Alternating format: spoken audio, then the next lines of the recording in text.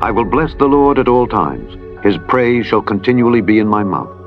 My soul shall make her boast in the Lord. The humble shall hear thereof and be glad. O magnify the Lord with me, and let us exalt his name together. I sought the Lord, and he heard me, and delivered me from all my fears. They looked unto him, and were lightened, and their faces were not ashamed. This poor man cried, and the Lord heard him, and saved him out of all his troubles. The angel of the Lord encampeth round about them that fear him, and delivereth them. O taste and see that the Lord is good. Blessed is the man that trusteth in him. O fear the Lord, ye his saints, for there is no want to them that fear him. The young lions do lack and suffer hunger, but they that seek the Lord shall not want any good thing. Come, ye children, hearken unto me. I will teach you the fear of the Lord. What man is he that desireth life, and loveth many days, that he may see good? Keep thy tongue from evil, and thy lips from speaking guile. Depart from evil, and do good. Seek peace, and pursue it. The eyes of the Lord are upon the righteous, and his ears are open unto their cries. The face of the Lord is against them that do evil, to cut off the remembrance of them from the earth. The righteous cry, and the Lord heareth, and delivereth them out of all their troubles. The Lord is nigh unto them that are of a broken heart, and saveth such as be of a contrite spirit. Many are the afflictions of the righteous, but the Lord delivereth him out of them all. He keepeth all his bones, not one of them is broken. Evil shall slay the wicked, and they that hate the righteous shall be desolate. The Lord redeemeth the soul of his servants, and none of them that trust in him shall be desolate. Thank you, Father, for being with us, for sending your great Comforter, the Holy Spirit. Give us wisdom, insight into your word, discernment of every letter of your word, that we may gain in our understanding and come closer to you in the process, Father, as you increase our faith. In the name of the Son, Yeshua, hallelujah. Here's another video from Dr. Veith. This is a lot of information. I know we're close to 4 hours just in his videos, but it's very important information. It ties to Genesis 6. Almost no one understands that. He doesn't even understand that. But you know that because you've been watching these videos, and you're more enlightened than the average individual now at this point. They make the history going back to post-flood times, and they think that this began there. But the post-flood times began in the pre-flood times. They were restarting what had already happened in pre-flood times. They knew the story. And this is something very important. It's a very important point that almost no one understands. You understand it now. And this is the purpose of doing these videos, is I'm trying to share things that I've learned and pass it on to others. I had already done an intro to this video, recorded it, and I stopped and decided to record again because I ended it with saying, please pray for a Catholic, they need it. Well, this is true. We need to be praying for our Catholic brothers and sisters, but we're still Catholic ourselves. And I'm going to get around to more of this. I don't want to tie too much time up in it right now. We need to pray for ourselves that we can break these Babylonian traditions. Christmas, Easter, Halloween, all of these pagan holidays, these pagan festivals that we celebrate, come from Roman Catholicism. We are still Catholic. We were Protestants when this country was formed. For about 200 years, they celebrated the Sabbath. These holidays, Christmas was strictly forbidden. From 1600 to about well, actually, Alabama was the last state in the United States to legalize Christmas in 1836. This is recent history. So we're still Catholic. We need to break these traditions, or I keep saying pray for a Catholic. We need to pray for ourselves that we can get out of this trap. This is Babylon, and we're stuck in it. All right, I want to get on with this video. I've taken up this intro. I wanted to keep under a minute. Now I'm at 2 minutes. I apologize. Let's get on with it. Thank you, Father. Hallelujah. The secret behind secret societies. Obviously, the secret behind secret societies is the secret that people don't want to spread abroad. Revelation 17:4, and the woman was arrayed in purple and scarlet colors, and decked with gold and precious stones and pearls, having the golden cup in her hand, full of abominations and filthiness of her fornication.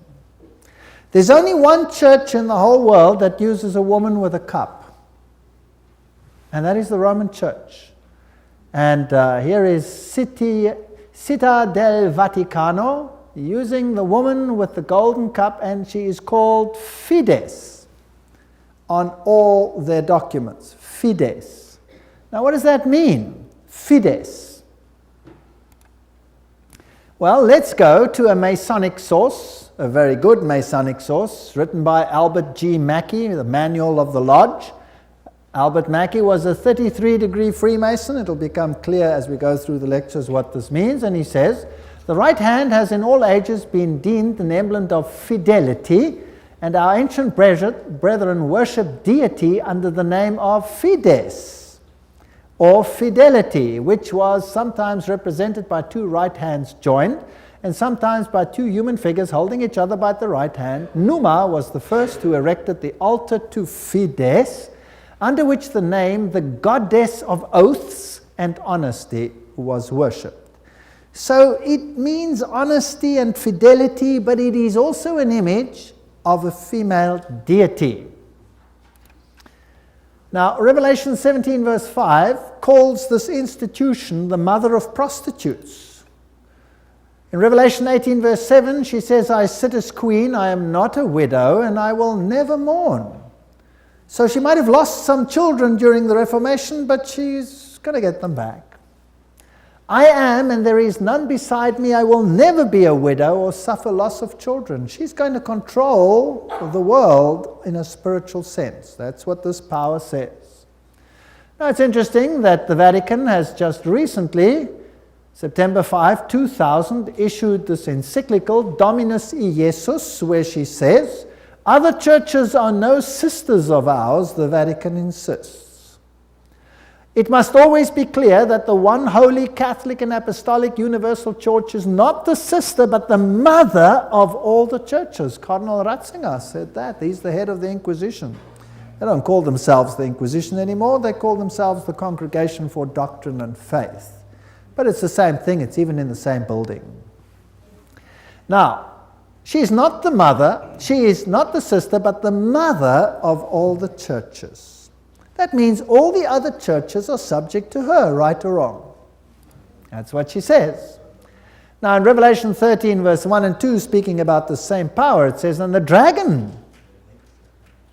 gave him his power and his seat and great authority. Now that's a very wow statement. The dragon gave him the power. In other words, this power comes from another source. Now doesn't Catholicism preach Christianity? Yes, it does. Doesn't it preach Jesus Christ as the Savior of the world? Yes, it does. But it also preaches mediation through other mechanisms and through the church. Now, it is interesting that in secret societies there are always two doctrines. One for the initiated and one for the goyim, the uninitiated. And the Knights Templars had two doctrines. The one was the inside esoteric occult doctrine, and the other one was the exoteric, the one to the outside, and that was Catholicism. So the masses received a religion which the insiders turned on its head. Amongst occult insiders, Lucifer is the true Son of God. Jesus is a second son who was defeated by the first one who had been thrown out. So Lucifer is the true luminary, the victor in the battle, and will be the one who will be worshipped at the end of time. That is occult doctrine. That's always been the doctrine of the Kabbalah, the Kabbalist doctrine, and it has been the doctrine of Gnosticism. But of course, it's not what the Bible teaches, but then Catholicism doesn't teach what the Bible teaches either. Revelation 17, verses 12 to 14, talks about 10 horns you saw are 10 kings who have not yet received a kingdom, but who for 1 hour will receive authority as kings along with the beast, They have one purpose and will give their power and authority to the beast. And they will make war against the Lamb.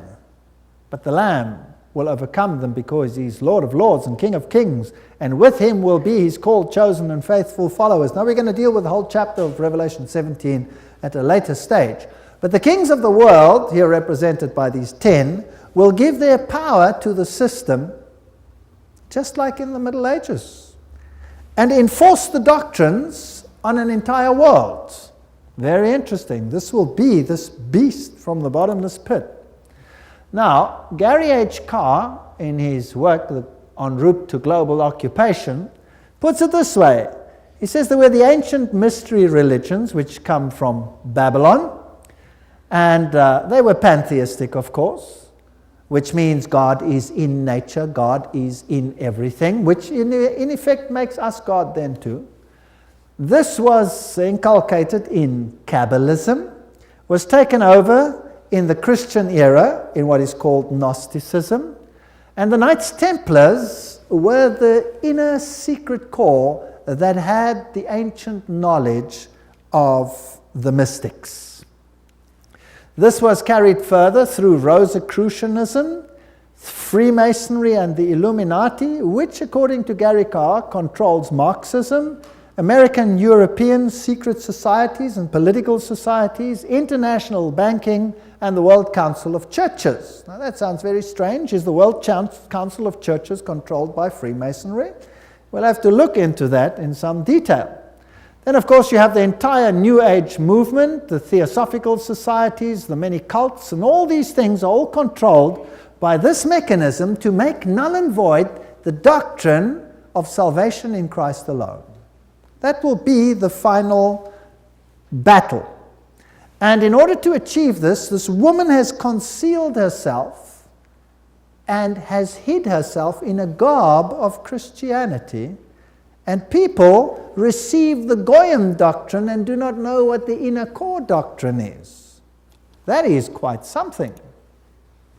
Well, if we look at 1 Chronicles 16 verse 26, for all the gods of the people are idols, but the Lord made the heavens, tells us that idolatry is quite something that's rife on the earth.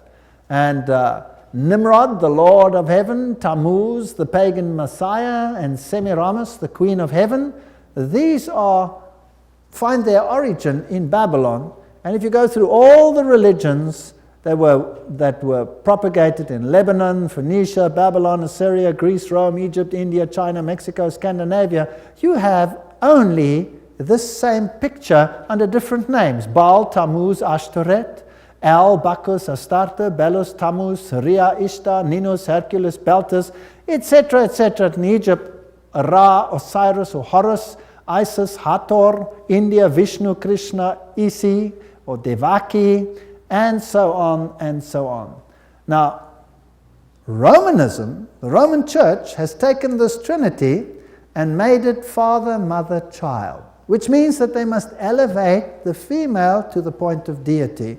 And we'll see how they did that and how they are doing that with the sanction of the Pope.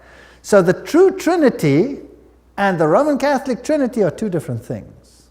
For the Goyim, it's Father, Son, and Holy Spirit. For the inner circle, it's Father, Mother, Child, which is none other than Baal, Tammuz, and Ashtoreth, if you want to take it back to those times.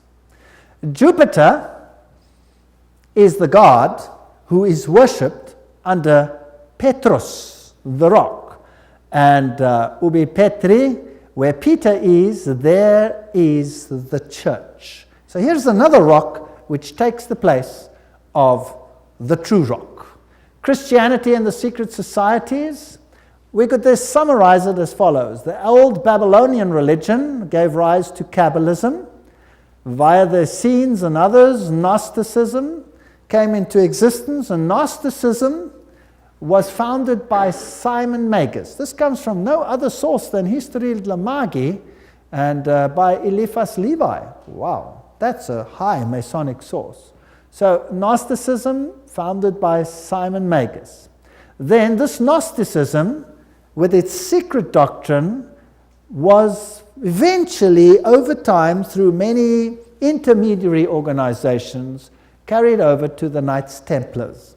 And the Knights Templars were a group of a Roman Catholic order, if you like, that were set over the temple site to protect it. And they had strong links to Islamic societies, the Ismailis, the Karmatites, the Fatimites, the Druzes, and the Assassins.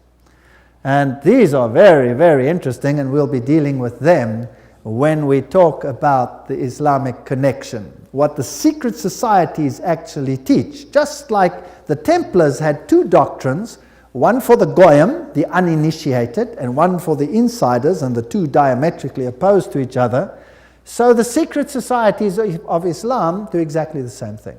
But that's another lecture. Now the Templars, they had their secret inner information inculcated in the Rosicrucians and the Jesuits. The Jesuits, again, formed and created Freemasonry. And Freemasonry was created as the Protestant arm of the Roman Catholic Church. Unbeknown to them, beguiled, fooled, if you like, into doing the work that Rome wanted them to do, so that Rome could sit in the background while Freemasonry did it for them. And then it wasn't them, it was them. And it was mainly Protestants that were doing it, and not Rome. Very clever. Very, very clever indeed. So now let's have a look at these Knights Templars. Here are some of the representations. This is Desmaloy, the founder of the, or not the founder, but the leader at the time of its dissolution of the Knights Templars. This is what their dress looked like, if you like, and that is one of their symbols. It is a symbol that is used by many churches today. Did you know that? Many charismatic churches use that symbol. That's fascinating. And Jehovah's Witnesses use that symbol as well. We'll come to that in another lecture. Now let's have a look at what Nestor Webster, Secret Societies and Subversive Movements, has to say about the Templars. We're not going to read it all, but you can always, if you get the video, stop the quote. In the year 1118, 19 years after the First Crusade ended with the defeat of the Muslims, the capture of Antioch and Jerusalem, these groups were founded that were eventually established as the Templars, and they presented them with a house near the site of the Temple of Solomon, hence their name, Knights Templars.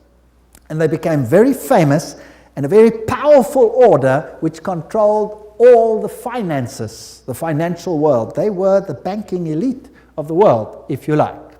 And then in the year 1128, the order was sanctioned by the Council of Troyes and by the Pope. It was a Roman Catholic order within the church. Now, some years later, October 13, 1307, this order was officially brought to an end by the King of France because it had come to light what they were doing, so it was said. The King of France, Philippe le Bel, had the Templars arrested, and the date was Friday the 13th, October 1307, and since that day, Friday the 13th is a day of bad luck for the entire world. And the charges brought against them were: the ceremony of initiation into the order was accomplished by insults to the cross and the denial of Christ, and gross obscenities. Gross obscenities. There were all kinds of things reminiscent of Sodom that had to take place there. The adoration of an idol, which was said to be the image of the true God, and that was Baphomet, this symbol over here of the androgenic male-female deity. The omission of the words of the consecration of the Mass, the right that to lay chiefs amongst themselves, giving absolution, and authorization of unnatural vice. So they had to curse the cross, trample upon Jesus, swear allegiance to Baphomet, and sanction this with unusual vice. It's a pretty serious crime in those days, so he was sentenced to death. But the order actually didn't disappear. The Pope was very reluctant to say that it was so.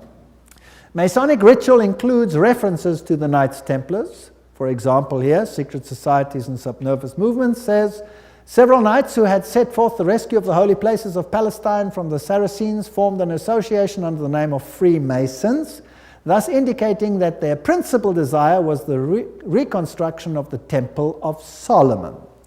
And you hear a lot about the reconstruction of the Temple of Solomon today, and the story of Israel and all those interesting things. Now let's go a little bit into some of the history. I'm taking you to this beautiful palace. Where do you think it is? It's in Jerusalem. And it's Notre Dame Vatican. And this is where the Pope has his representation in Jerusalem. It's a palace for a king. There's the Vatican flag flying outside. And there's even a whole lane where you have some interesting papal artifacts. Now in Jerusalem, I went to look up the site of the Knights. And here is the Knights Palace, the Latin Patriarchate. This is where the Knights Templars originally had a site, and the Knights of the Papacy now control this area. This is their symbol that they use. That is also the Knight's shield, which is used by many religions today. The Rema Church uses that symbol, for example. These are the eternal warriors. That is the symbol that they use. There they kiss the Pope or the Patriarch's ring. They are knighted just like knights, and they knight highly prominent bankers and individuals such as that. Inside this church, you have, of course, the statue of Jupiter as Peter. Notice that the foot is well kissed. And I didn't want to kiss the foot, so I just stood there. And it is a very important church because both Pope Paul VI and Pope John Paul II visited this church, which is, of course, highly symbolic, and there are the plaques. And the Latin Patriarch, the Knights Palace. If you go inside, there's this interesting altar. And as you look at the altar, you'll see certain figures over here. This one over here is very interesting. Let me get it a little bit closer. And what do you see? You see the double-headed eagle, which is also the symbol that is used in Freemasonry. So there it is on the altar of the knights. And what is there on this side? Two swords held like a compass. Fascinating. So there are many, many Masonic figures in here. The tail feathers and the feathers of the eagle, very reminiscent of what you have, for example, on the back of the dollar, and all those other interesting symbols of the circle with the triangle and the sun around it.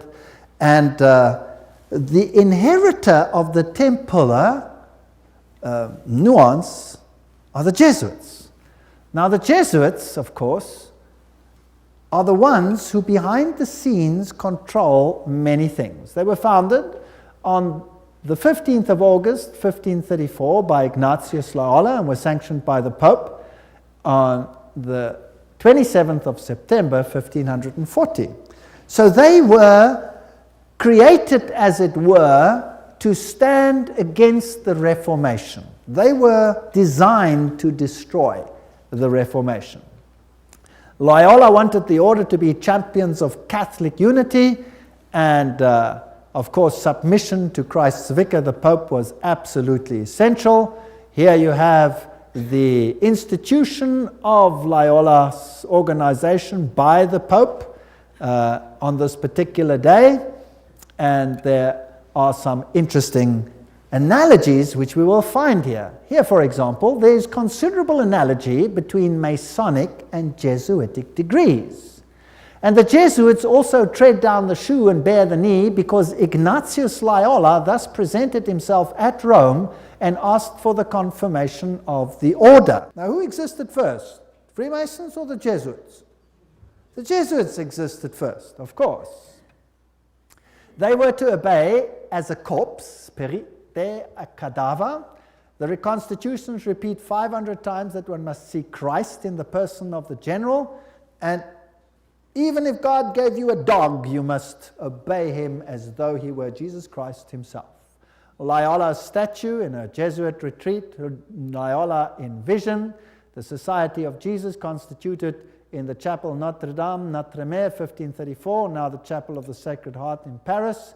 Many, many occult incrustations. And this is the famous Jesuit oath that each Jesuit makes when he becomes a Jesuit. Now, it'll tell us something about the character of the Jesuits.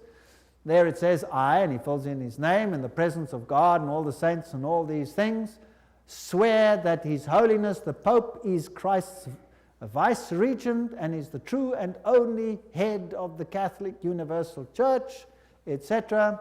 It also says here that this power was given by the Savior, Jesus Christ. He has power to dispose heretical kings, princes, states, commonwealths, governments, all being illegal without his sacred confirmation, and that they may safely be destroyed. So a Jesuit swears that if a government is not subject to Rome, it can be what? Destroyed.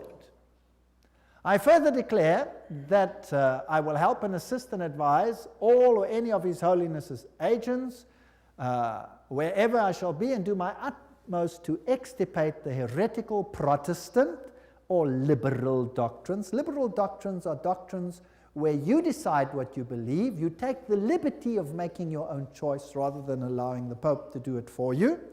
And that will be destroyed, and all their pretended powers. And that it doesn't matter where you send me in the world, I will obey.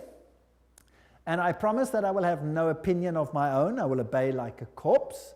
And I will make war, secretly or openly, against all heretics, Protestants, and liberals, as I am directed to do, to extirpate and exterminate them from the face of the whole earth. I will spare neither sex, age, nor condition, and I will hang, waste, boil, flay, strangle, bury alive these infamous heretics, rip up the stomachs and wombs of their women, crush their infants' heads against the wall, in order to annihilate forever their execrable race. That's quite a nice Christian promise, would you agree? Very Christian promise. Did they do it? Well, the Waldenses, they smashed the children's heads against the rocks to make the parents rescind.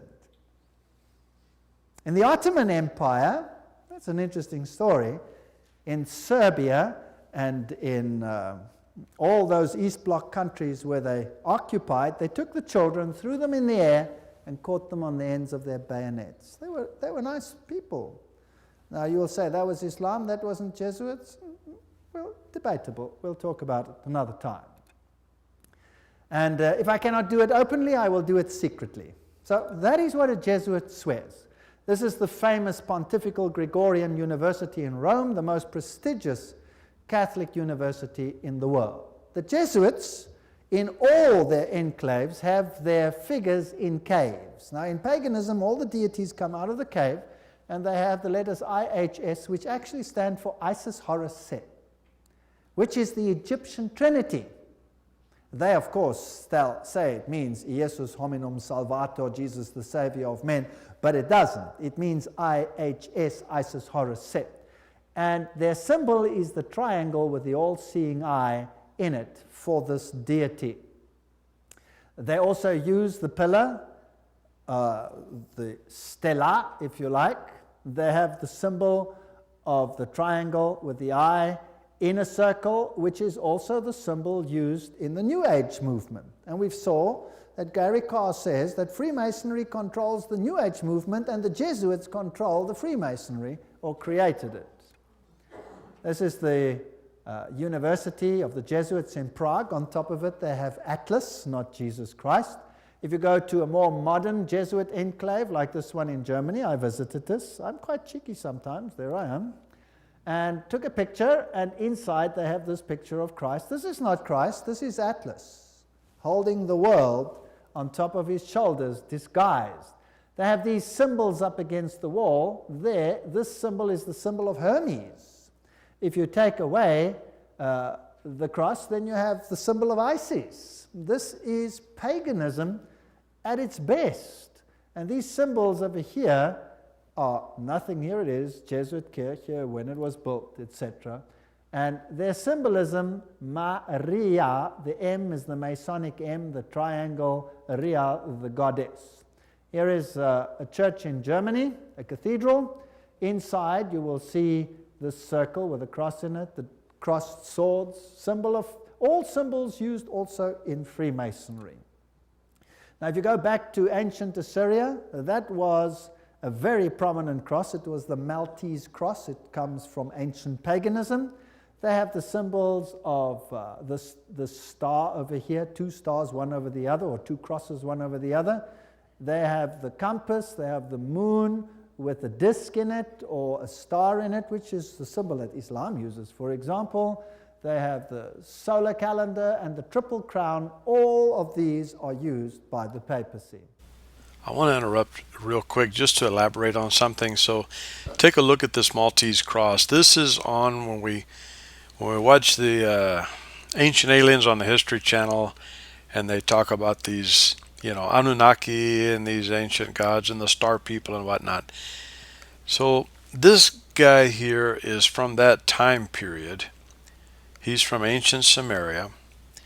He's wearing this Maltese cross, and the similarity between these entities that were considered gods of antiquity or star people, these are the fallen angels. And this fallen angel is wearing a Maltese cross. And you see it's actually very common. You also see that same watch on his wrist that we had discussed in a previous video, that matches the generative principle, the symbology there of the obelisk in the circle there at St. Peter's Square in the Vatican. This is and okay, so there's another thing about this Maltese cross I want to point out real quick. The reason I stopped this, take a look at this. When you pull the outside edges of the Maltese cross together, it forms the pyramid. And the reason it is the pyramid is that the correct Maltese cross has these little indentions in it. They didn't know that these indentions existed in the pyramid until we had satellites. Well, I should say in recent history, they didn't know that the pyramid had the construction of it, it's not a perfect polygon. A polygon being four triangles that come together at an apex at the top and a base at the bottom. This is much more complex than that. It actually has 8 sides and not 4, because in the center of each of these sides of the pyramid, you can see right there in the picture, you can see what I'm talking about. So look at the indention here in the Maltese cross, matches the pyramid. The Maltese cross is a pyramid, flattened out. Now, I have no idea what that is symbolic of. I have a lot of ideas, I have a lot of theories, but I don't know for sure. So I don't want to waste any time going over it here. I just wanted to show this to you because I'm trying to make sure that we understand the connection between what is going on in modern times, that is what we're talking about now, the Vatican and the Jesuits that rule the world, and all of their secret societies below them. This goes back to fallen angels. Now, these obviously are fallen angels. This would be post-flood if we're talking about ancient Samaria.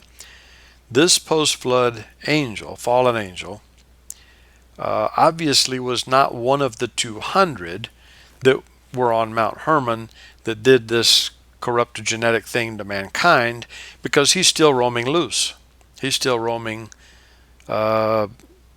Satan's kingdom, which is planet Earth at that time.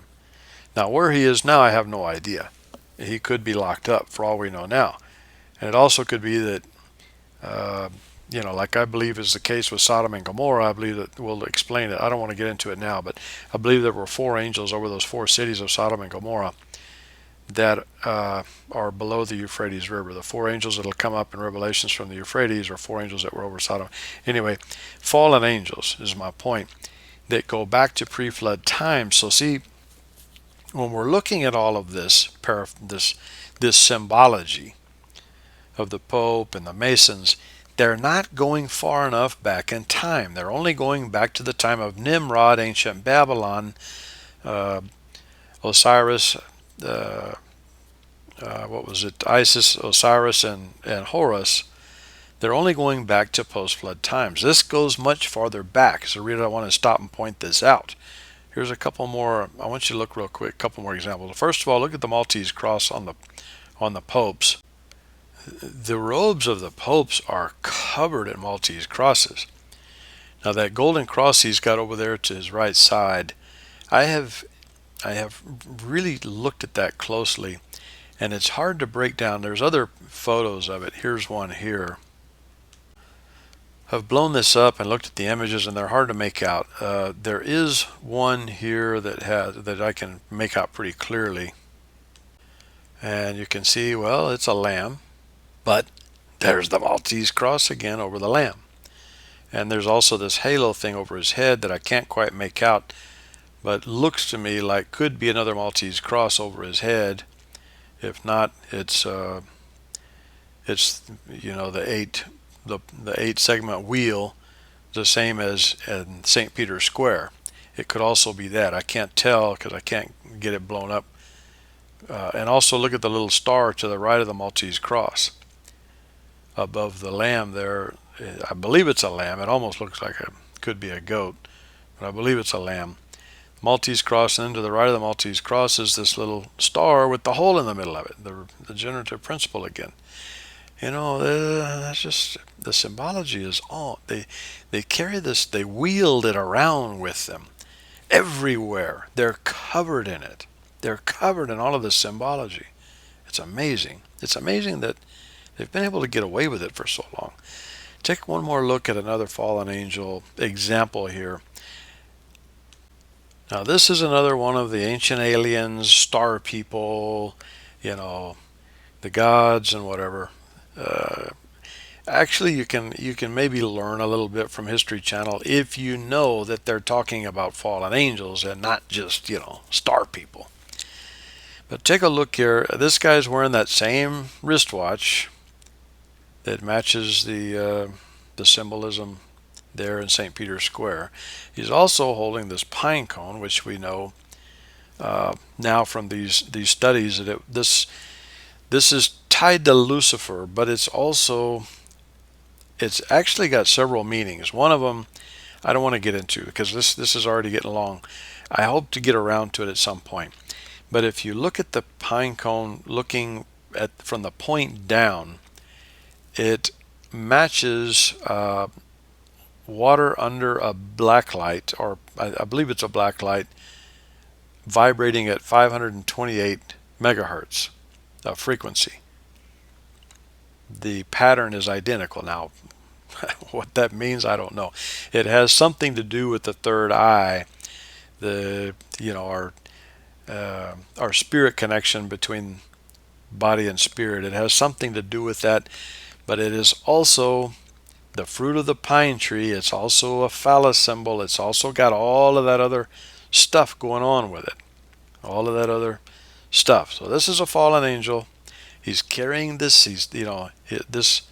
This carving, or these stone carvings have been obviously, I think it was something that someone did that saw these people. I don't think these guys actually did it themselves.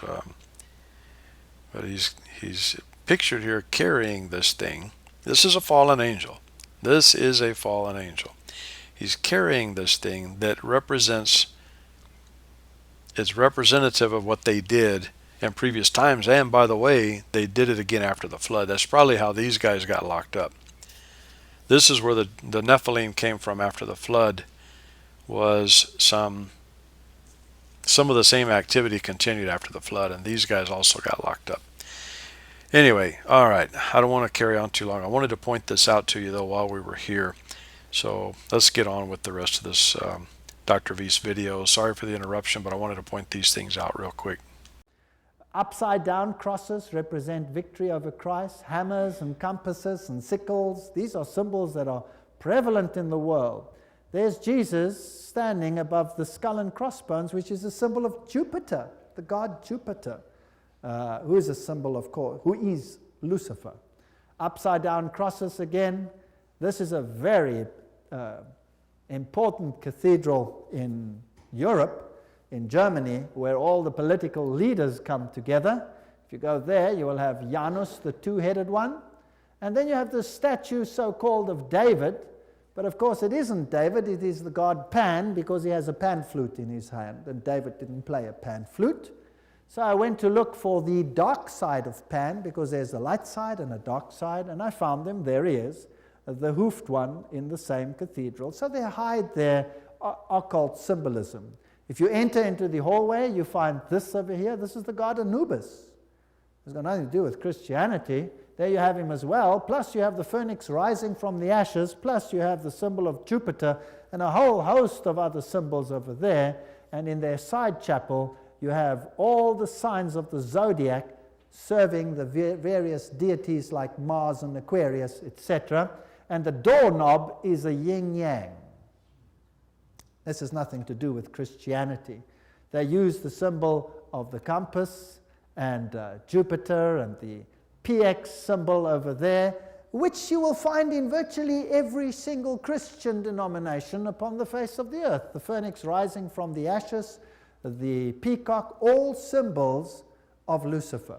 Here you have the PX with a circle with a dot in it, and you say to yourself, but isn't that a symbol of Christianity? No, this is a symbol of Horus. This has got nothing to do with Christianity. They use pine cones. Let's ask Albert Mackey, 33-degree Freemason, to tell us what the symbol means. The point within the circle is an interesting and important symbol in Freemasonry. The symbol is really a beautiful but somewhat abstruse allusion to the old sun worship, and introduces us for the first time to that modification of it among the ancients, the worship of the phallus. So it's a pretty filthy symbol at that. It deals with male organs. Wow. So that comes from the horse's mouth. So that's what it means. Now what's the PX mean? Let's go to the best Masonic source in the world, Morals and Dogma, page 292. And in case you don't believe me, I photocopied it so that you can see it.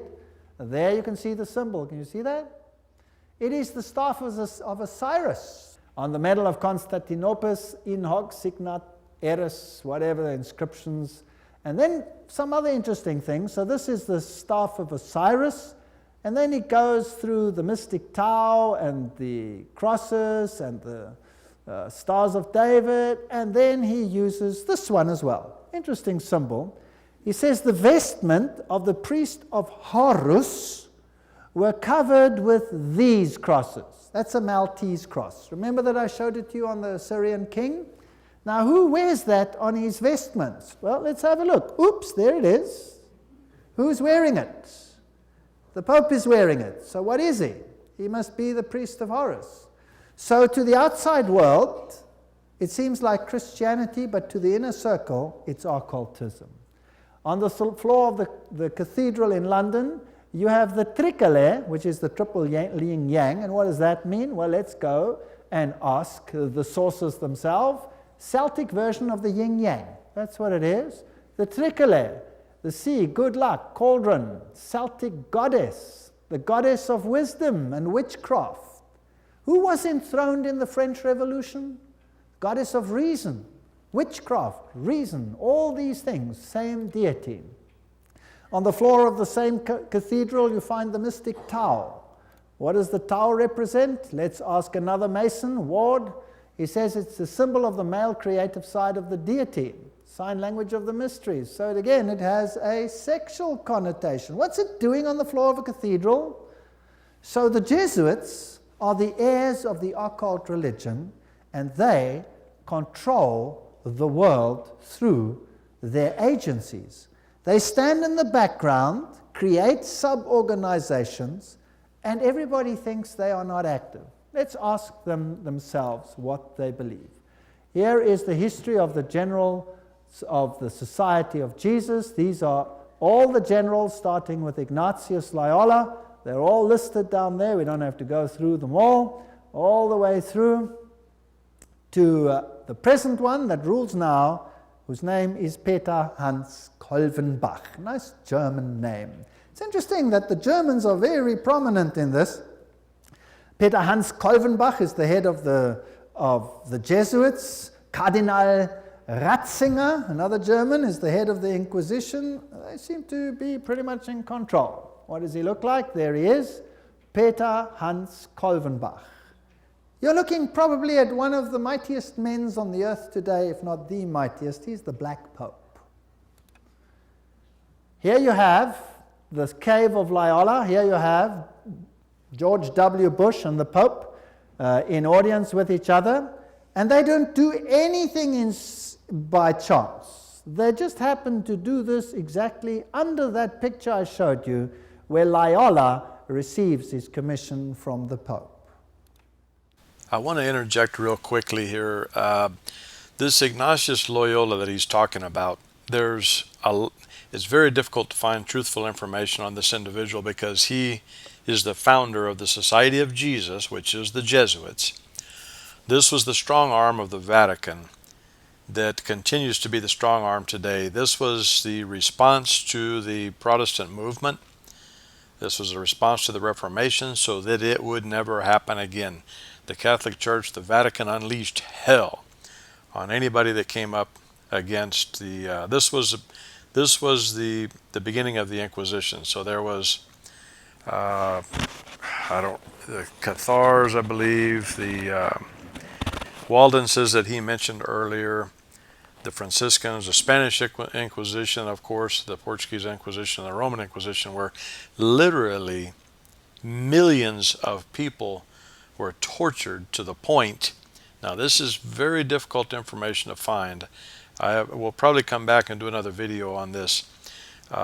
They actually took... they had made braids of leg bones and thigh bones of individuals that had been tortured and burned, and created braids out of the bones. There were so many of them, and put along roads and whatnot to as a sign to people: do not come against the Catholic Church. This kind of stuff has been covered up and buried. I wanted to hit on it just real quick because he doesn't go into much detail about Ignatius Loyola, but that's what this guy that they just showed George Bush and the Pope sitting under Ignatius Loyola, kneeling before the Pope when he's made general of the Society of Jesus, general of the Jesuits. He was the first general of the Jesuits, and a general in a military sense. He was a soldier and became a strong arm for the Vatican. That's who this guy is that he's talking about. I wanted to hit on that real quick, and then let's get back to the video. Now, the ceremony of induction and the extreme oath of the Jesuits, Library of Congress, catalog card, there it is. You have been taught to insidiously plant the seeds of jealousy and hatred between communities, provinces and states that were at peace, and incite them to deeds of blood, involving them in war with each other, and to create revolutions and civil wars in countries that were independent and prosperous, cultivating the art and the sciences and enjoying the blessings of peace, to take sides with the combatants, and to act secretly in concert with your brother Jesuit, who might be engaged on the other side, but openly opposed to that with which you might be connected, only that the church may be the gainer in the end, in the conditions fixed in the treaties for peace, and that the end justifies the means. Whoa! This is Hegelian science. Two opposing viewpoints, dialectic thinking. You war the one with the other, and you rub them up until nothing is left. It's called thesis, antithesis, and the resultant clash brings synthesis, that which you want. Now note that the Jesuit can be very active on the one side, but he can be equally active on the other side. So this is all a process whereby they wish to attain things. The 30-year War. Now, what was that about? The aim and the object was that that war should in truth become a war of annihilation. Besides, was it possible for them to allow peace to be concluded with countries whose rebellious governments had issued a law ruling that no Jesuit should ever again dare to show his face? Do you know that the Jesuits were thrown out of virtually all countries, including Catholic ones, because they were so divisive? Catholic kings couldn't even take the Jesuits and threw them out. If a Catholic king dared to throw out a Jesuit, that country was destroyed, Catholic or not, and the Jesuits are back. You can take your bottom dollar for that. So, the frightful responsibility for this terrible 30 Years' War must rest upon the Emperor Ferdinand II and his teachers, rulers, and bosom friends, the sons of Loyola. Every single thing I'm saying is a quote. Popery, an enemy to civil religious liberty. In 1550, Pope Julius declared his claim to universal temporal political power, evidenced by a new coin he issued, its motto having read, "The nation and kingdom that will not serve me shall perish." Now please note that this is a Roman Catholic statement, that the nation and the kingdom that does not serve the papacy will perish. What does that mean in terms of Protestant countries then? Are they going to be in trouble, yes or no? I would say yes, they will be in trouble. Thomas Aquinas, the great philosopher of the Roman Catholic Church, said, "The Pope by divine right has spiritual and temporal power as supreme king of the world. The Pope of Rome, as head of the papal government, claims absolute sovereignty and supremacy over all the governments of the earth." All the governments. All these quotes are highly potent quotes. There is nothing mediocre in these quotes, and they come from the highest sources. The right of deposing kings is inherent in the supreme sovereignty which the popes as vice-regent of Christ exercise over all Christian nations. Cardinal Henry Manning, 1892, he was Archbishop of Westminster. So, he is in control of all nations of the world. Now it's interesting that the Bible tells us that these words were put on the Christ's cross at the crucifixion. Jesus of Nazareth, the King of the Jews. You read that in John 19:19. But the Roman Catholic crucifix has the words INRI written on it. Now, if you look it up in Webster's dictionary, it means Jesus Nazarenos Rex Iuderum. But in the extreme oath of the Jesuits, INRI means something totally different. It means Iustum necare reges impios, which means it is just to exterminate or annihilate impious or heretical kings, governments, or rulers. That's an interesting point. Now, another thing that they want to do is destroy Protestantism. We cherish at the bottom of our hearts this principle that whatever does not unite with us must be annihilated. And we hold ourselves ready to make, as soon as we shall have the means, an energetic application of these principles. Protestantism is already wearing out and sinking to decay. Yes, we are destined to insult its last agonies, to march over its broken skeleton and scattered bones. Oh, let us hasten this dissolution by our strong and united efforts.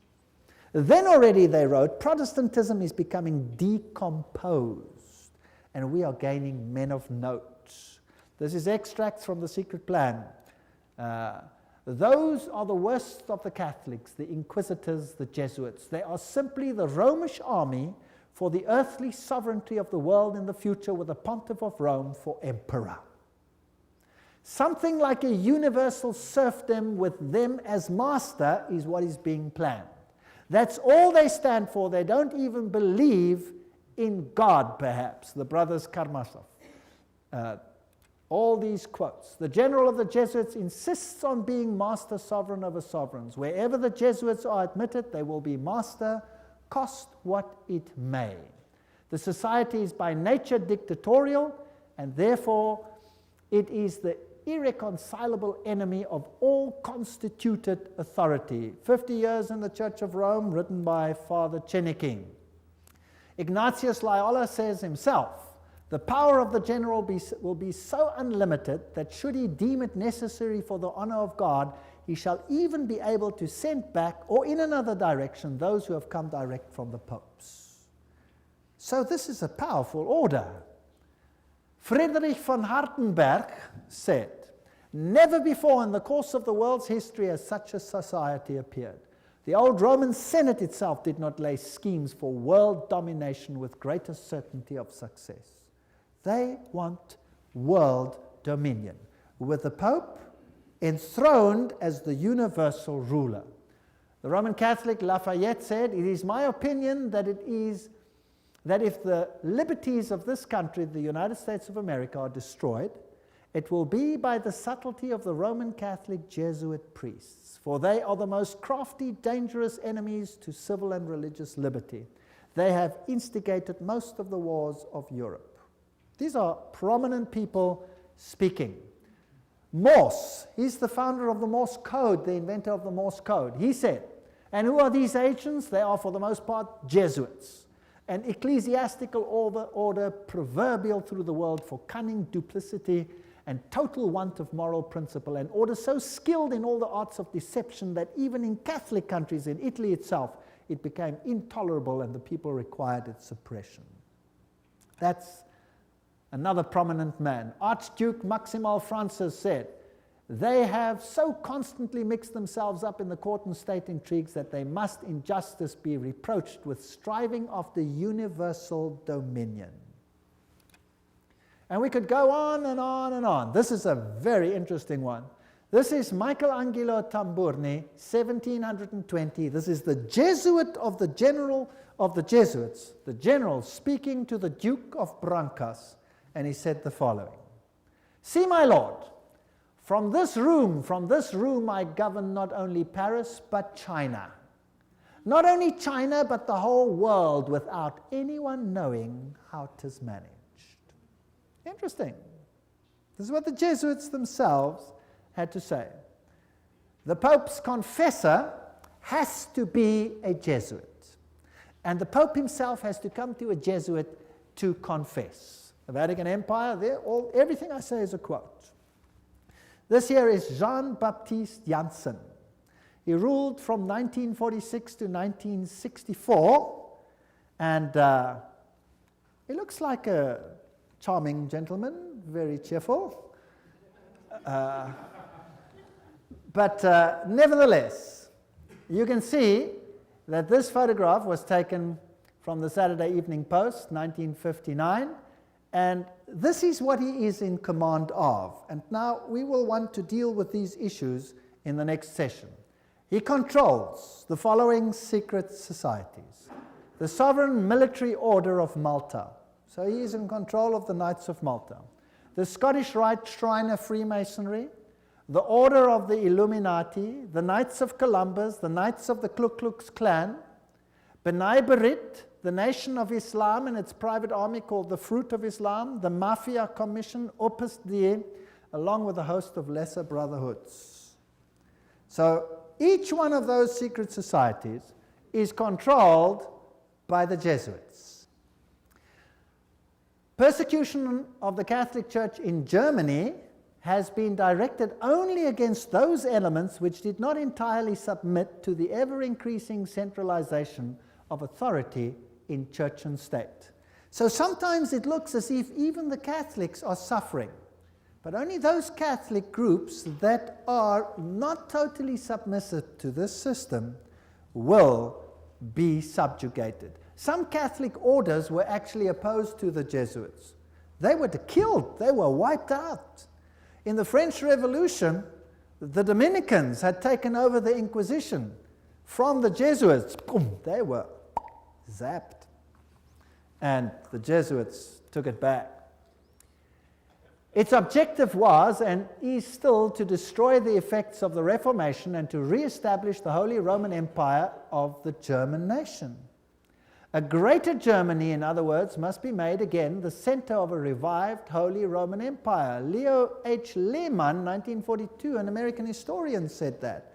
Isn't it fascinating that the Russian president, or a Russian president, let me put it that way, and many political leaders have given the assurance that Germany will once again play a greater role in the new Europe today.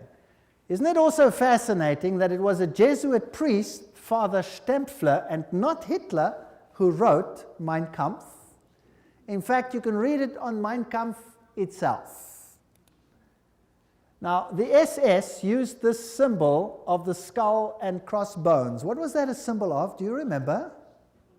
It was the symbol of Jupiter, the god Jupiter, the god of death. It's also the symbol of Osiris, who was the god of death. Anubis is just another form of Osiris. He is the god of death. He's the god of the dead. But Jesus says, I am the God of the living. I am not the God of the dead. I'd rather serve the God of the living. The SS was organized by Himmler according to Jesuit order principles. The rules of service, spiritual exercises prescribed by Ignatius Loyola constituted a model which Himmler strove carefully to copy. Absolute obedience was the supreme rule. Every order had to be executed without comment. Every single statement is being read from a reputable source. Again, in that wonderful book, The Great Controversy, we get an idea of the Jesuits. Throughout Christendom, Protestantism was menaced by formidable foes. The first triumphs of the Reformation past, Rome summoned new forces hoping to accomplish its destruction. At this time, the order of the Jesuits was created. Notice what this quote says. The most cruel, unscrupulous, and powerful of all the champions of popery. Cut off from every earthly tie and human interest, dead to the claims of natural affection, reason, and conscience, wholly silenced, they knew no rule, no tie, but that to their order, and no duty but to extend its power. We don't have to read the whole quote. But they made it their business to destroy Protestantism. The Jesuit order therefore stands before us as the embodiment of a system which aims at temporal political domination, and that over the whole world. You will say to me, surely China will not be subject? Well, we already read a quote by the Jesuit general himself where he says he controls China. Who controls communism? The Jesuits created it, and therefore they controlled it. They practiced it in their South American examples where they practiced it before they instituted it. Very interesting.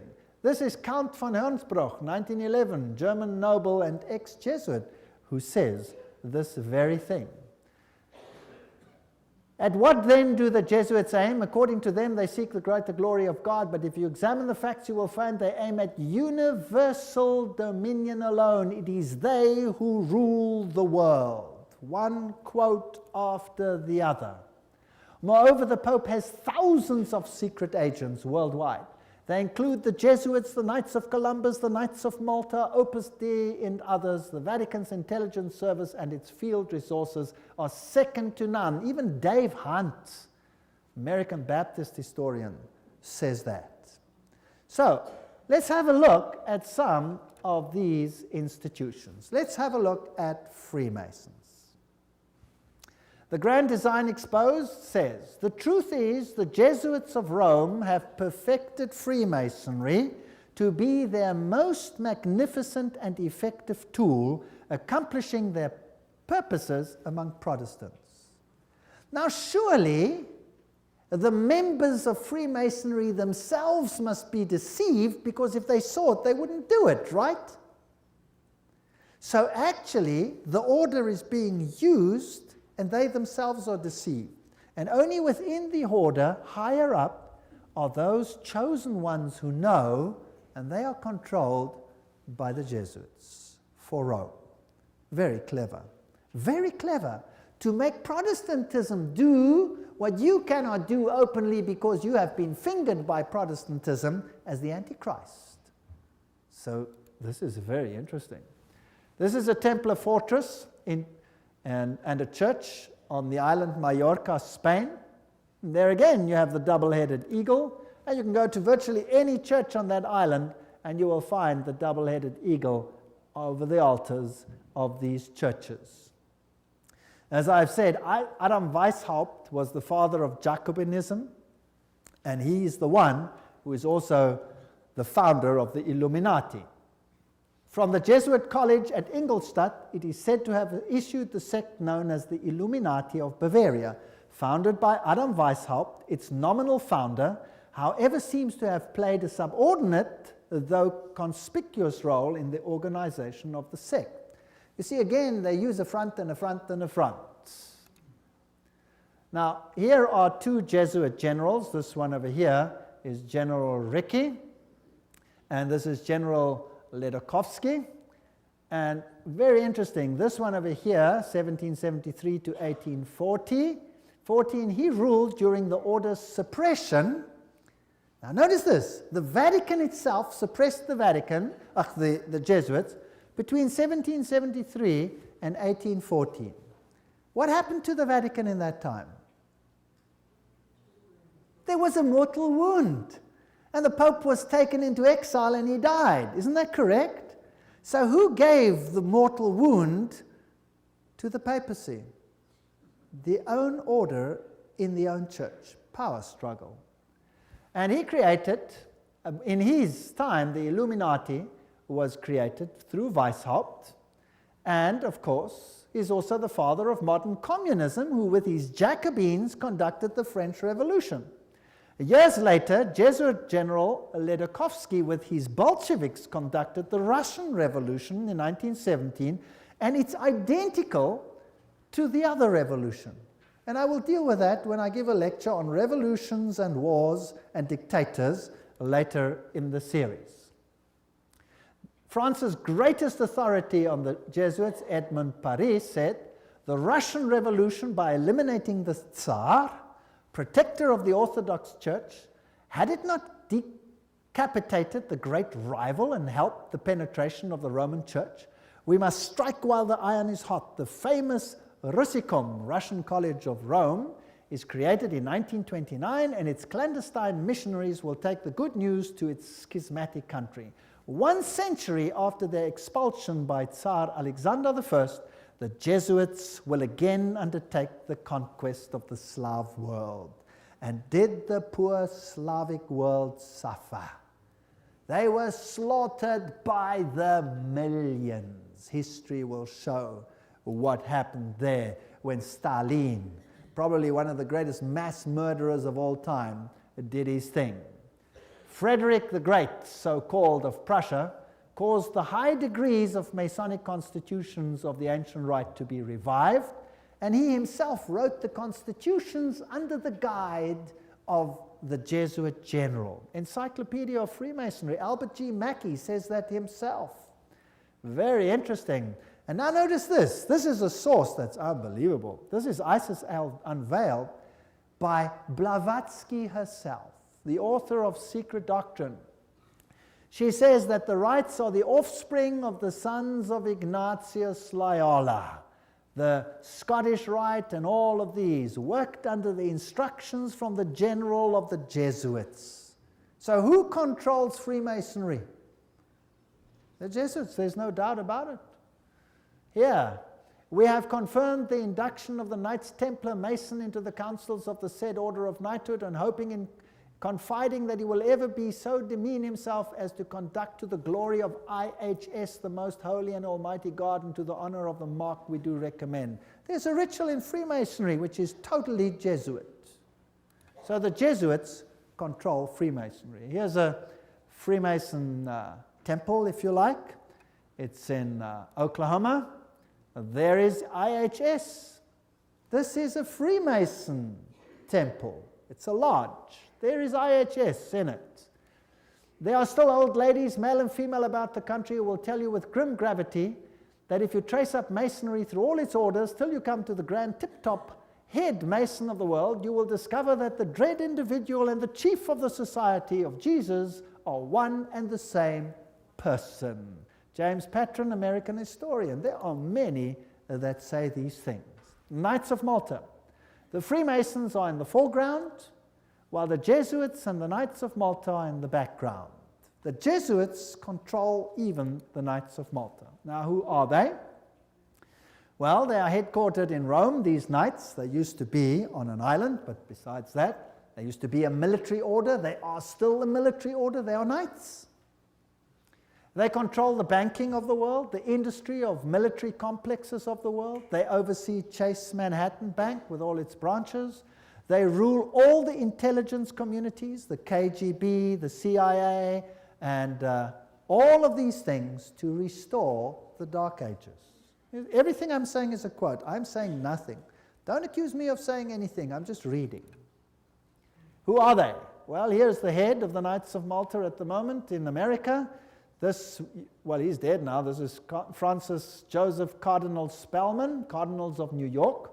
And their headquarters is St. Patrick's Cathedral, the the diocese of the Archbishop of New York. There are the various ones. Here's Terence Cardinal Cook, then was Cardinal O'Connor, and currently Cardinal Archbishop of New York, Edward M. Egan. Now let's have a look who the members of the Knights of Malta are. That should be interesting. Some past, some present. General Alavena, George Anderson, Angleton, Azru, Bertie, Bobs, Bonaparte. Does that name ring a bell? Borges, Bradley, Brady, Pat Buchanan. Does that name ring a bell? James Buckley, Prescott Bush. Does that ring a bell? Frank Capra, William Casey. Does that ring a bell? CIA. Cisnero, Cooks, Coughlin, Loach, Giscard d'Estaing. Does that ring a bell? President of France, Bill Donovan, Alan Dulles, Avery Dulles, Edward Egan, that's of course the Cardinal himself, Franz Egon, John Farrell, Flanagan, Flynn, Gelly, Galen, Gorman, Grace, General Alexander Haig, does that ring a bell? Otto von Habsburg, wow. Conrad Hilton, Heinrich Himmler, he was at Knights of Malta. J. Edgar Hoover, FBI, CIA fame. Joseph Kennedy, Ted Kennedy, Larkin, Lehman, Lorenza, Luce, Henry Luce, founder of all the great magazines and Time magazine and all of them. Great publishing magnate, MacDonald, Manhattan, you name them, all of them. O'Neill, Otis, Franz von Papen, the legate who worked with Adolf Hitler, Perón, Rocco. The list goes on and on and on. Frank Shakespeare, Martin Shea, even Frank Sinatra was a Knight of Malta for interest's sake. So there are prominent men who are Knights of Malta. Now what about the Knights of Columbus? The founder of the Knights of Columbus is Father Michael McGivney. He lived a very short time, then he died. He was very young. He died at the age of 38. There is their emblem, and this is their official home webpage. You can just take it straight off, and you can see something fascinating. What is that? Hello?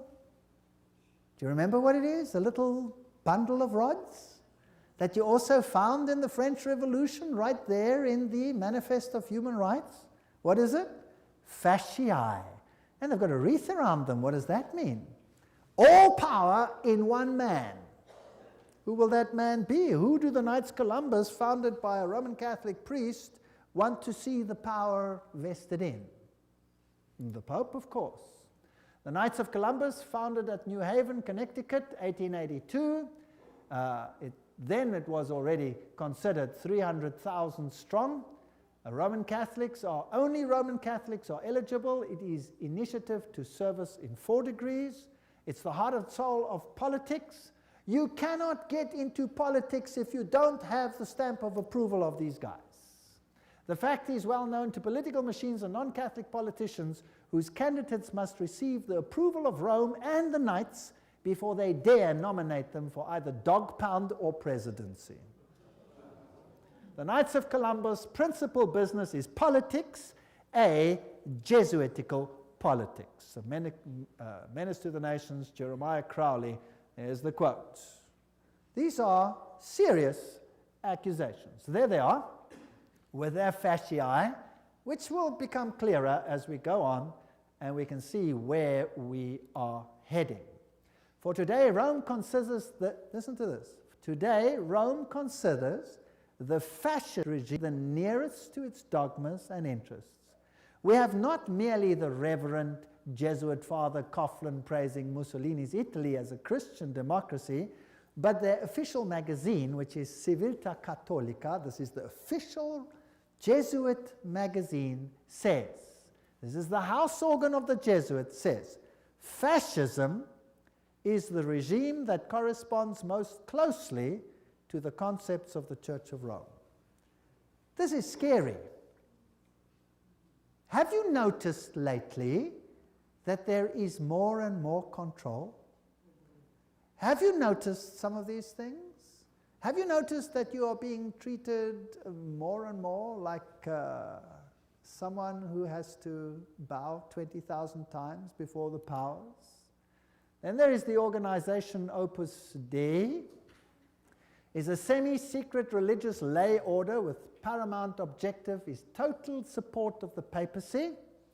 And these people walk around with clamps that tear into their flesh so that they have constant pain with every movement to remind them of their obligation. And they have high members, like presidents, for example, of Portugal is an Opus Dei member. Then we have the Skull and Bones organization. And who are they? Well, they have this interesting skull and bones. What does it represent? You know that by now. Jupiter. And they have the number 322. If you look up Genesis chapter 3, verse 22, you will find, now man has become as like one of us, knowing good and evil, raising man to the level of deity.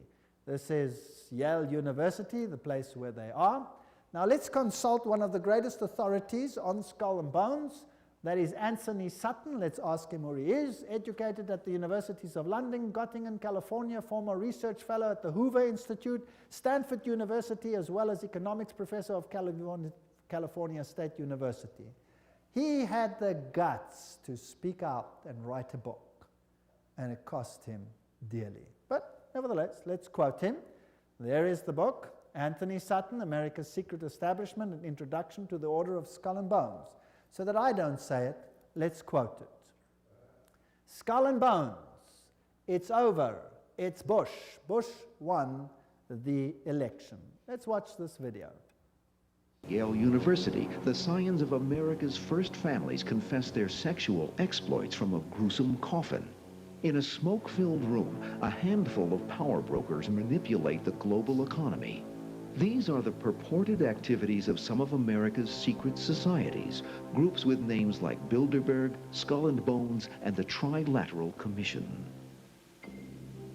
The Skull and Bones Society is founded in 1832 by 15 seniors at Yale University in New Haven, Connecticut. They establish a secret society with rules and rituals that remain unchanged to this day. The Skull and Bones initiation ceremony is said to be held in April in the tomb's basement. One distinguished member serves as master of ceremonies.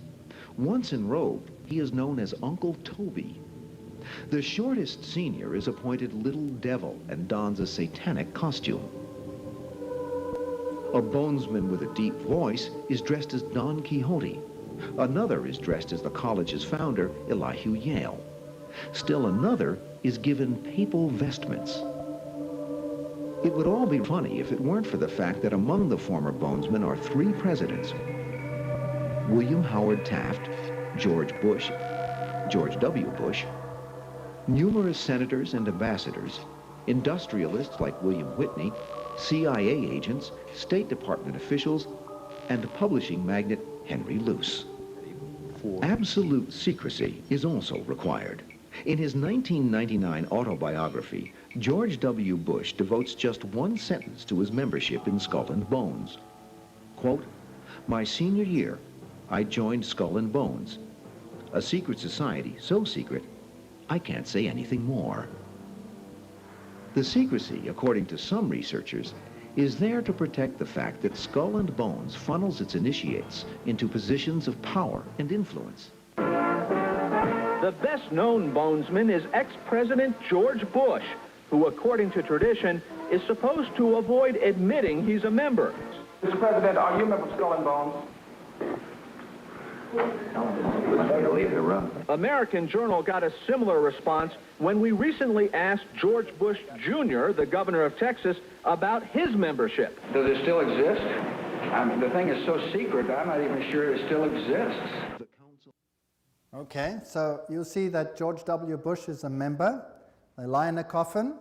They bow down before a papal figure, swear allegiance. They do all kinds of weird sexual things in a coffin, which I'm not going to explain what they do here. It's pretty vile.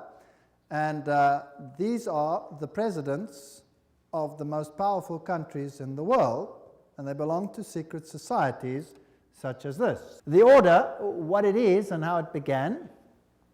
Those on the inside know it as the order. Others have known it for more than 150 years as Chapter 322 of a German secret society. That is very important. In fact, this was discovered when they broke in and stole some of the papers at that institution. It is officially known as the Russell Trust of 1856, or as the Brotherhood of Death, because they serve the god of death, who happens to be Anubis, if you like, Osiris, if you like, or Jupiter. The American chapter of the German order was founded in 1833 at Yale University by General William Huntington Russell, and Taft, the only man to be both President and Chief Justice of the United States. Interesting. Now, the German order, what does this actually mean? The Illuminati had its origin at the University of Ingolstadt, and recruits were from the student Inkorps. Of course, they had to be students with high connections, you know, sons of very high insiders. The order had its origin in Yale in 1833, but Skull and Bones is a chapter of a German secret society. So, which organization does it represent? Active members have enough influence to push their sons and relatives into the order, and there's significant intermarriage amongst the families, and they fall into major categories, two major categories. We find the old line American families, second, families who occupy great wealth. When he's initiated into the order, he says, tonight he will die to the world and be born again into the order, as he will henceforth refer to it. The order is a world unto itself, in which he will have a new name, and 14 new blood brothers also with new names. Now, there's also a British chapter which was established at Oxford University and All Souls College, and the British element is called the Group. So the Skull and Bones is not the only one. You have the Group, and then you have a European order as well. So the Group links to the Jewish equivalent through the Rothschilds, the Inner Circle, and so there is a worldwide secret organization which has the highest individual in industry, government, all facets of life. And they actually are the most prominent rulers in the world today. And if they are a chapter of a German society, then they are the Illuminati. And George W. Bush said that there are 1,000 points of light illuminating the world at the moment.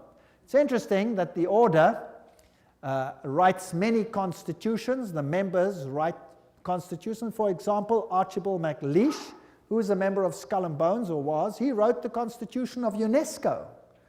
Now, we're going to have to deal with UNESCO and find out what it's about. Churches, the Union Theological Seminary is under the control of Skull and Bones.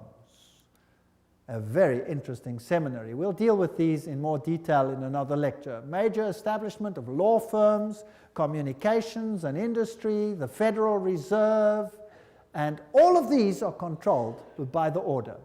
This is how Chapter 322 operates. There's a central inner core. Notice that this is actually the all-seeing eye, the wedge of the eye, but that's something else.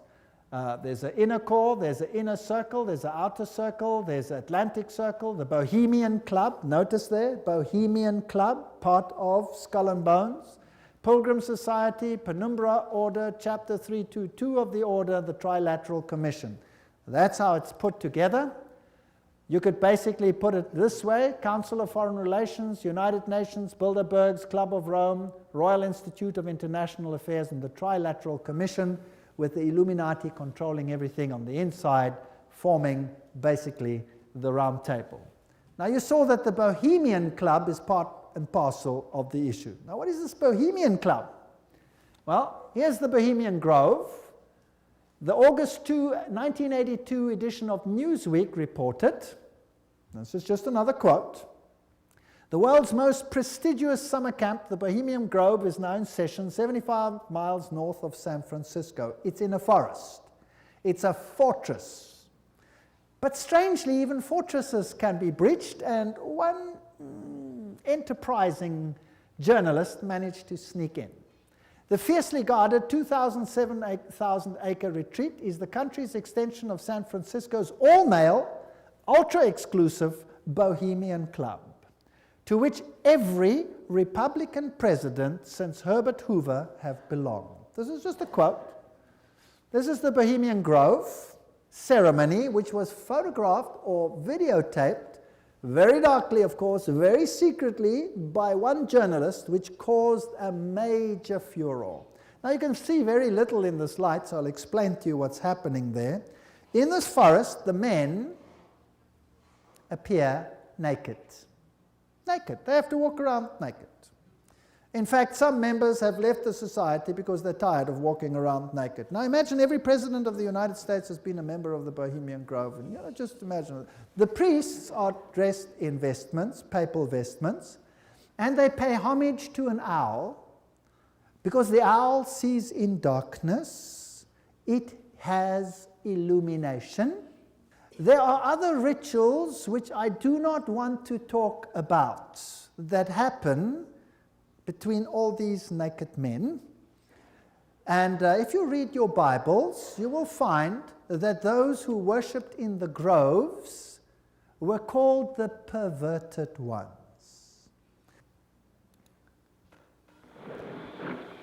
There's the papal vestment. Is in his leafy temple. Let all within the grove be reverent before him. Lift up your heads, O ye trees, and be ye lifted up, ye everlasting spires. For behold, here is Bohemia's shrine, and holy are the pillars of this house. There's the owl. For beauty is eternal, and we bow to beauty everlasting. For lasting happiness, return to one alone, and she surrounds you now. Great nature, refuge of the weary heart. We bow to one alone, great nature. She is ever faithful. Other friends may fail, so must ye come as children. Little children that believe nor ever doubt her beauty and her faith. Bohemians and priests, our funeral pyre awaits the corpse of care. Great son of all mortal wisdom, Owl of Bohemia, we beseech thee, grant us thy counsel. Owl of Bohemia, grant us thy counsel.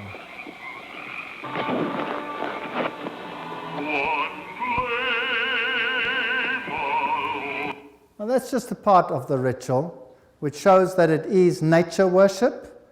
It is condemned in the Bible, and yet who are the members? Let's continue. This is an article in Mother Jones, August 1981, volume 6, page 28, and reports who the prominent members were. For example, George P. Schultz, Stephen Batchelor, Gerald Ford, Henry Kissinger, William Buckley. Can you imagine them all walking around naked, worshipping a stupid owl? I mean, that's so pathetic.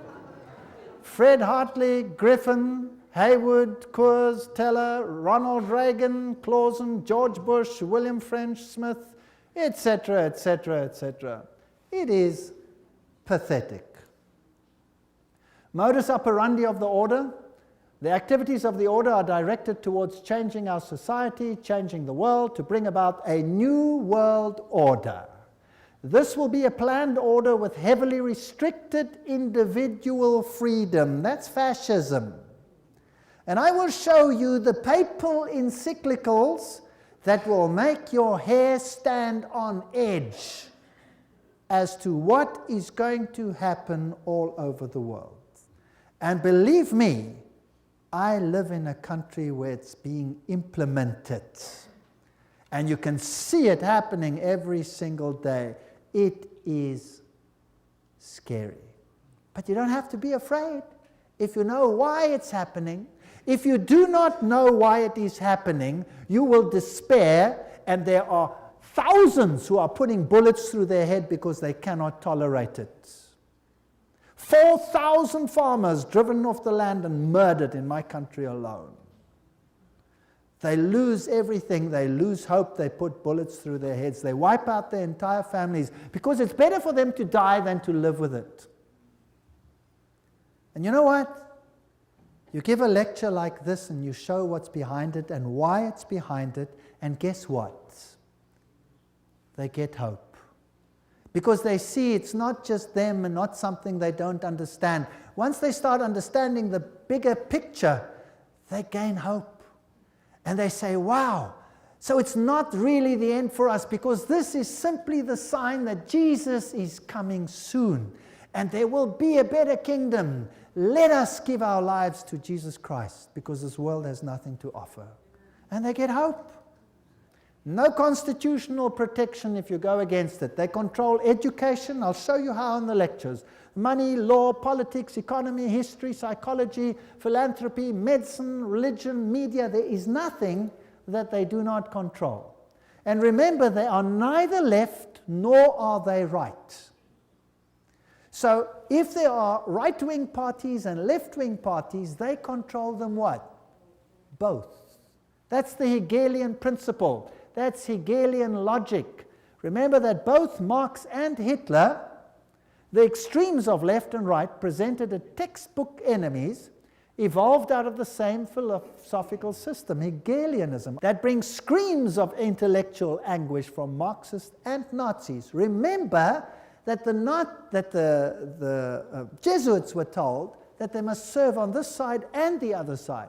Remember that? And create conflict between the sides. This conflict of opposites is essential to bring about the change that they want. Today, this process can be identified in the literature of the Trilateral Commission, for example, where change is promoted under conflict management. Have you heard that name before?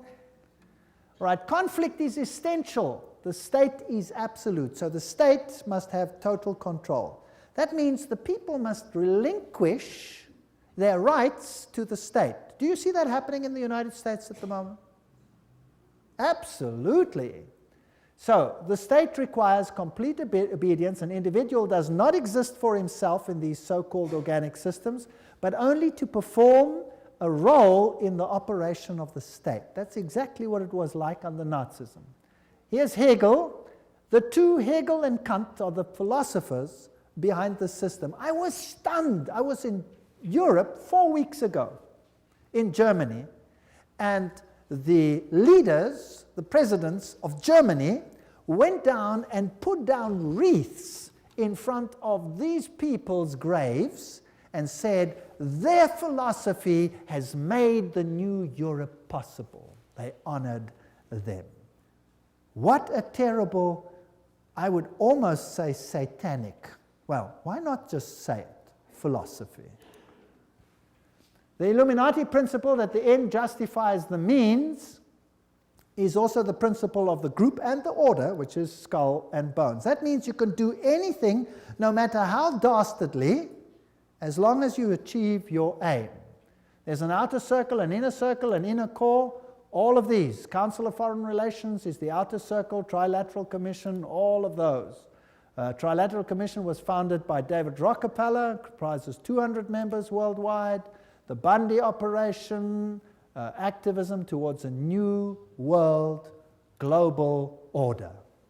George W. Bush, who was a member of Skull and Bones, remember, says that it's a big idea, a new world order where diverse nations are drawn together in a common cause. Only the United States has both the moral standing and the means to back it up. So, do you think they're trying to get all the countries of the world to come into this system, yes or no? Do you think it's possible that they are giving their power to a woman who rides them? Does it look like it? Who controls them? The Jesuits. And who do the Jesuits say all power must be under? The Pope. Isn't that correct? All right. So who do you think would clamor for a new world order more than anyone else? Maybe the Pope. Wouldn't that be interesting? Well, here he is. New international order urged for the sake of peace. When? January 3, 2004.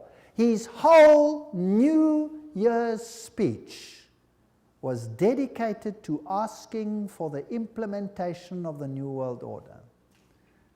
Vatican City, January 1, 2004. John Paul II started the new year by insisting that peace is possible and thus a duty, and he called for a new international order. CNN, what did that have to say? Pope calls for a new world order. Thursday, January 1, 2004.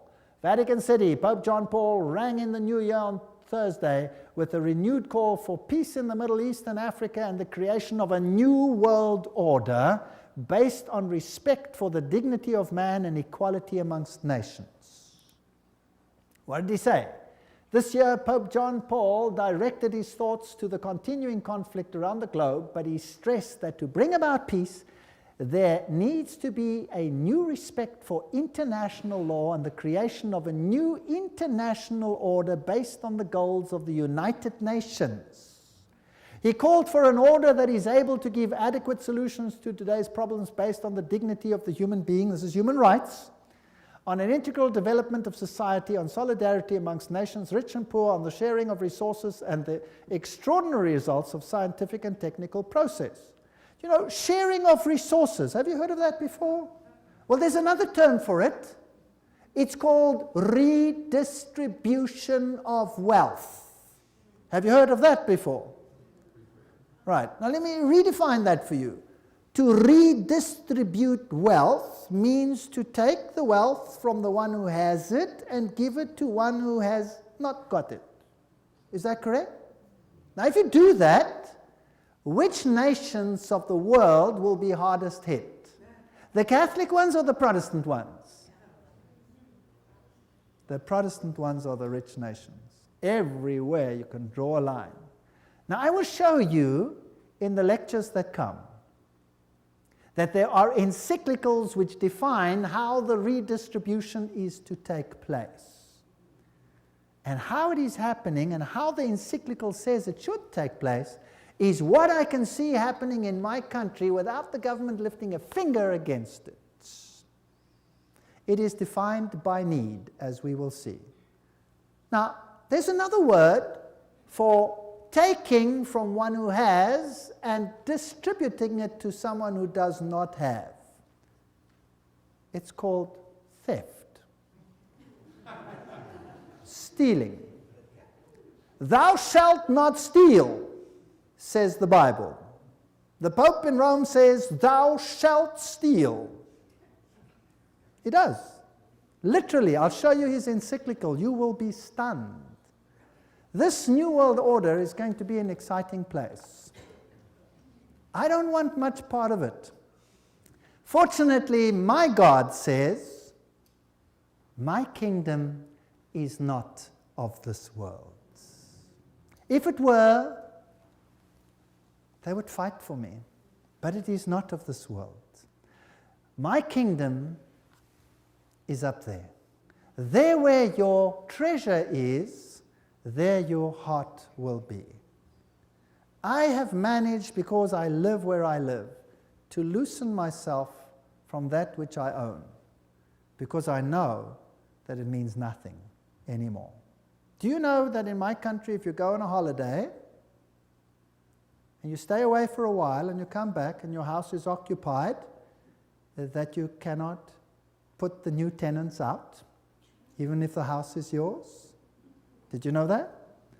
Because they have need, therefore they have the right to take it, whether you own it or not. And this is not a joke, this is a fact. Scary. But who cares?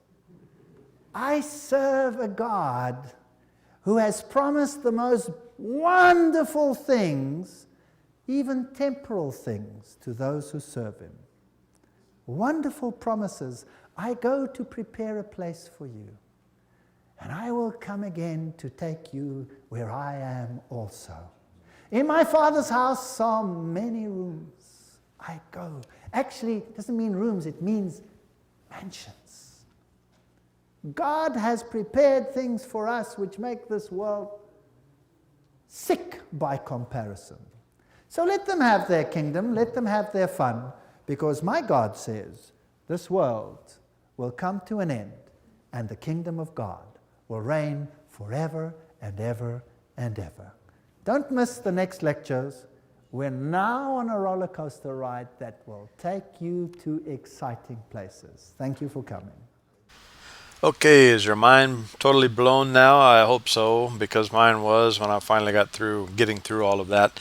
I know it was over 4 hours of videos, and I had to interject it at this point of Genesis 6 because it does tie together with Genesis 6, even though some of it got a little bit way far beyond where we were in Genesis. But anyway, it was a good time to put it in here, get it behind us. Now, this guy has done some great research.